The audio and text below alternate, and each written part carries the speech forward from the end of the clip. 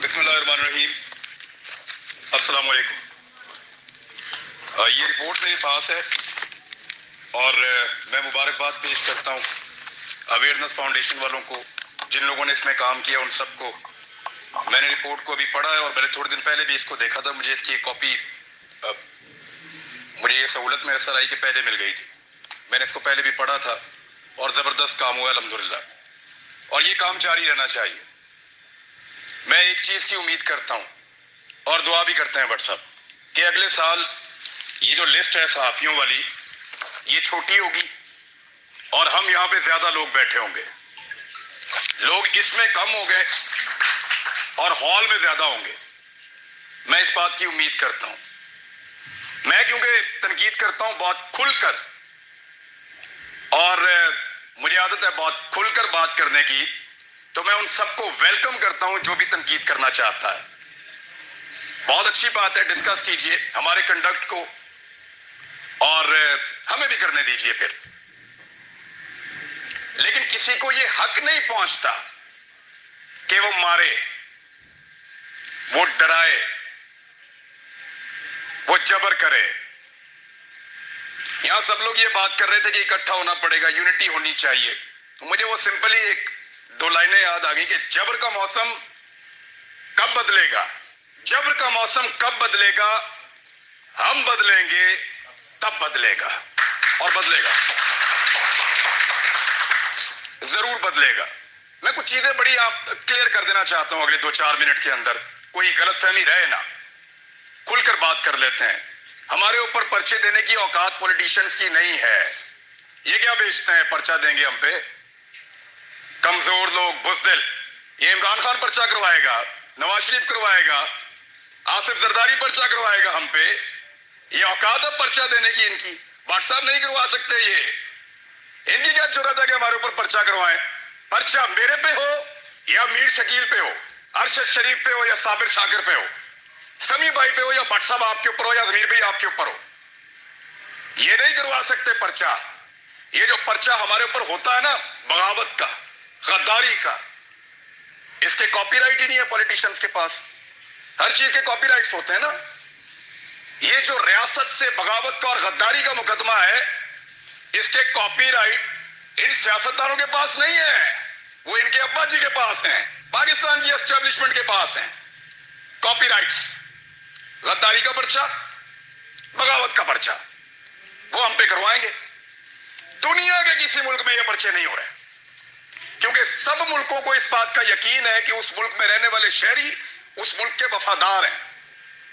सिर्फ पाकिस्तान के अंदर एस्टेब्लिशमेंट को इस बात का शक अभी बाकी है कि यहां पे गद्दार भी हैं और बागी भी हैं। क्यों शक करते हो? क्या मसला है आपका? ये कहना चाहिए, वो नहीं कहना चाहिए, सवाल ही तो पूछते हैं। हम करते क्या है? यानी अजीबो गरीब किस्म के स्टैंडर्ड्स पाकिस्तान में बनाए हुए हैं। मैं कुछ चीजें आपके सामने रख देता हूं, पाकिस्तान की एस्टेब्लिशमेंट से खुली खुली मैं सामने बात कर देता हूं। आप गैरों की जंग में हमें धकेल दें तो आप मुहिब्बे वतन हैं, और हम आपसे ये पूछें कि इतने सारे बंदे क्यों मारे जा रहे हैं, तो हम गद्दार भी हैं और बागी भी हैं। आप बंद कमरों के अंदर फैसले करें इस मुल्क के 22 करोड़ अवाम के, तो आप मुहिब्बे वतन हैं। हम आपसे पूछें कि उन फैसलों के नताइज पे नजर देखिए, बताएं कि ये हालात क्यों हुए, तो हम गद्दार हैं। आप पाकिस्तान में बार बार रजीम चेंज ऑपरेशंस करें, मुंतखब हुकूमतों को गिराएं, तो आप मुहिब्बे वतन हैं। हम आपसे पूछें कि ये क्यों किया, तो हम गद्दार भी हैं और हम बागी भी हैं। आप वजीर आजमों के इंटरव्यूज करें और फैसला करें कि इसको बनाना है और इसको नहीं बनाना, तो आप मुहिब्बे वतन हैं। और हम जब ये कहें कि जनाब अवाम का फैसला होना चाहिए, ये 22 करोड़ लोग हैं, कीड़े मकोड़े नहीं हैं, तो हम गद्दार भी हैं और हम बागी भी हैं। यानी आप बगावतों के और गद्दारियों के मुकदमे दर्ज करवाएं जो पूरी दुनिया में नहीं हो रहे, और जब हम आपको ये कहें कि क्या हम बागी हैं, तो उस पर भी हम बागी हैं, उस पर भी हम गद्दार हैं। यानी अजीबो गरीब किस्म का क्राइटेरिया बनाया हुआ है। आप हमारे लिए हमारे मुल्क की जमीन को तंग करते हैं तो आप मुहिब्बे वतन हैं, और हम अपनी जमीन पे आजादी से रहने का हक मांगे तो हम गद्दार हैं, हम बागी हैं। आप खुदा ना खास्ता कभी हार भी जाएं तो आप मुहिब्बे वतन हैं, और हम आपसे पूछें कि हुजूरे वाला ये क्या हुआ था तो हम गद्दार हैं, हम बागी हैं। आप किसी एक तजर्बे में नाकाम हो जाएं तो आप मुहिब्बे वतन हैं, और हम सिर्फ नाकामी की निशानदेही करते हैं तो हम गद्दार हैं, हम बागी हैं।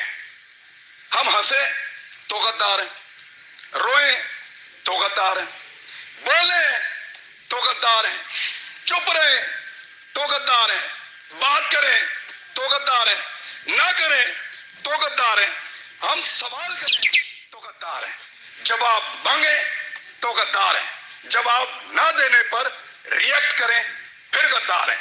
क्योंकि हम पैदा हुए हैं हुजूर गद्दारी के लिए। हमारे गलों में ना तख्तियां डालो और हमें चक्कर लगवाओ पाकिस्तान के गद्दार लिखकर, हमारे माथों पे लिखो गद्दार है, इधर यहां लिखो, या गोली मार दो, हमारे लिए वो ज्यादा आसान होगा। तकलीफ होती है। अरशद शरीफ ने किसके लिए आवाज नहीं उठाई थी? आप सारे गवाह हैं। जिसको मार पड़ी वो उसका शदीद तरीन मुखालिफ होने के बावजूद कहता रहा कि गलत मारा है। तो तकलीफ होती है ना। भट्ट साहब नाकामी थी हमारी, उसका हम पे एतबार खत्म हो गया। भट्ट साहब उसको पता चल गया अब उसका बोझ नहीं उठा सकते, वो इसलिए मुल्क छोड़ के गया था। उन्हें पता लग गया ताड़े तो गल उत्ते हुण, हम पे उसका एतबार खत्म हो गया था। तकलीफ होती है, चुप करके निकल लिया। इन्होंने मजाक उड़ाया उसकी तस्वीर दिखा दिखा कर, हमारे इख्तिलाफात को हमारे खिलाफ इस्तेमाल किया, हमारे लोगों को तस्वीर भेजी कि ये देखो भाग रहा है, फोटो लगाओ सोशल मीडिया पे, गंदा करो इसको, भाग रहा है। और बुज़दिल नहीं था, बुज़दिल होता तो तुम्हारे साथ डील करता, तुम उसकी मिन्नतें कर रहे थे डील के लिए। रोज उसे कहते थे कि आओ बात करें, रोज उसे कहते थे कि आओ सरेंडर करो हमारे सामने। उसके बच्चों को थ्रेट, उसकी फैमिली को थ्रेट। अकेला था, उसको पता था सबको उसने अकेले ने संभालना है, कोई और तो नहीं था उसके साथ। जाओ पूछो उसकी मां से, मैं मिलकर आया हूं उस दिन। सारी बातें करने के बाद, पूरा हौसला देने के बाद आखिर में वो कहती है कि अरशद तो नहीं है ना।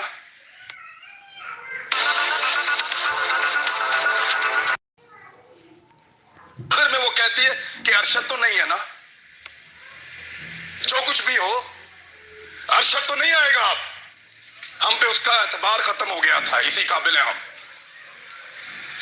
हम पे भरोसा नहीं था उसका, इसलिए वो यहां से गया। बुज़दिल नहीं था, हम नाकारा हो गए थे, हम उसको नहीं बचा पाए। मैं अभी थोड़ी देर पहले मैं मोटरवे पे आ रहा था, मैंने एक वीडियो रिकॉर्ड की। मुझे इत्तला दी गई कि आप इस्लामाबाद आएंगे तो पकड़ेंगे, तो मत जाओ। तो मुझे दो वजूहात समझ आई, या तो कोई ये चाहता है कि मैं आके बात ना करूं, या हो सकता है वाकई पकड़ ले। तो मैंने एक वीडियो छोटी सी रिकॉर्ड करवाई, इसलिए कि अगर मैं पकड़ा गया तो ये लोगों तक पहुंच जाएगी वीडियो, और मुझे जो इत्तला दी है, कैसे दी है, किसने पकड़ा, ये भी पता चल जाएगा।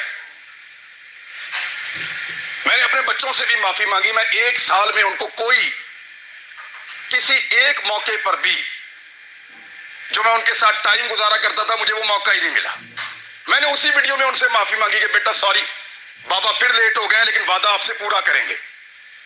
लेकिन आपको पता मेरे दिमाग में वाइट चीज क्या चल रही थी? मेरा भी आप सबसे एतबार खत्म हो गया। आखिर में मेरे दिमाग में ये आ रहा था कि अरशद नहीं है, बोलेगा कौन? वही था, सबको इकट्ठा करके वहां अदालत में पहुंच गया था। क्यों पकड़ा उसको? हौसला देता था, डट कर खड़ा था, हर जगह उसने आवाज उठाई और पूरी कोशिश की उसने कि ये मुश्किल वक्त गुजर जाए। दबा दबा के, और जिसको दबाया एस्टेब्लिशमेंट ने दबाया। अहमद मीर का प्रोग्राम में बड़ा खुश था उस दौर में जब बंद हुआ, क्योंकि हम भी एक अजीबोगरीब दुनिया में रहते थे। माशरतुल उलूम की किताबें पढ़ के आए हुए थे, लगता था सारे हीरो हैं, एस्टेब्लिशमेंट पाकिस्तान की बहुत वफादार है। सच्ची बात है, किसी की आंखें पहले खुल गई, किसी की बाद में खुल गई। लेकिन अच्छी बात है खुल गई, लेकिन मफादात की पट्टी बांध के कभी आंख बंद नहीं की अल्हम्दुलिल्लाह। कभी इसलिए आंख बंद नहीं की कि मफादात की उसके ऊपर पट्टी बंधी हुई थी। फिर इकट्ठे हो जाएं तो शायद आपकी जान छूट जाए, वरना ऐसे ही इसी तरह हमारा वक्त गुजरता रहेगा। मैं सिर्फ एस्टेब्लिशमेंट को एक बात कहना चाहता हूं कि हुजूर आपका मर्तबा, आपका रुतबा बहुत बड़ा है। ये बहुत छोटे छोटे काम है जिनमें आप पड़े हुए हैं। ये छोटे छोटे काम हमें करने दें, एतबार करें हमारे ऊपर कीड़े मकोड़ों पे। हम गद्दारों को ये मुल्क चलाने दो। आप मुहिब्बे वतन है, बहुत बड़े लोग हैं आप, बड़े बड़े काम किया करें आप। आपका रुतबा बहुत बड़ा है, बड़ा मुकद्दस काम है आपका, हम उसकी कदर करते हैं। यूं सलूट कि एक को मार पड़ेगी तो सबको मार पड़ेगी। यहां से भी शुरू कर लो तो बहुत है।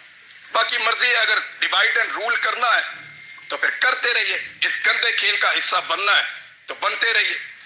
भट्ट साहब को मैं इसलिए अप्रिशिएट करूंगा कि कोई भी फोरम हो, कोई भी जगह हो, कोई भी बुलाए, जब सहाफत का नाम आता है तो आप लोग आ जाते हैं। सर आप लोगों का बहुत शुक्रिया। हालात बहुत मुश्किल है। जिस मुल्क का चीफ जस्टिस कहे कि वो बेबस है, उधर भट्ट साहब क्या करें बेचारे।